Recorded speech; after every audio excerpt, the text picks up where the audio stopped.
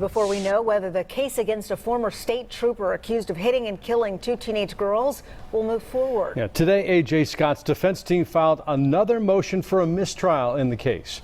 Fox 5's Claire Sims joins us now live in the studio. And Claire, the judge plans to take the entire day tomorrow to review this motion. Yeah, the judge told jurors not to come back until 1 o'clock on Friday so he can have time to make a decision. This all centers around whether the prosecution should have handed over some additional evidence to the defense. We do not do this lightly. I'm not doing this flippantly. This is something I take very seriously.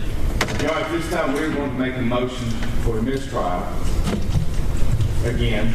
For the second time, the defense team for former Georgia State Patrol Trooper A.J. Scott asks for a mistrial.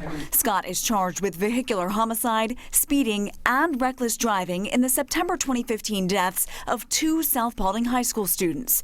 Investigators say 17-year-old Kylie Lindsay and 16-year-old Isabella Chinchilla died after Scott, driving at 90 miles per hour, struck the sedan the girls were riding in. Two other teens, Dylan Wall and Benjamin Finken, survived the crash. Scott's defense attorneys told the judge Wednesday that they just learned that two of the troopers who investigated the crash had a theory that Lindsay may have been leaning into the front seat at the time of the crash, a theory that the defense never heard before now. If she's sitting or leaning through the middle console area or sitting in the front passenger seat, yes, she would have struck the driver's view.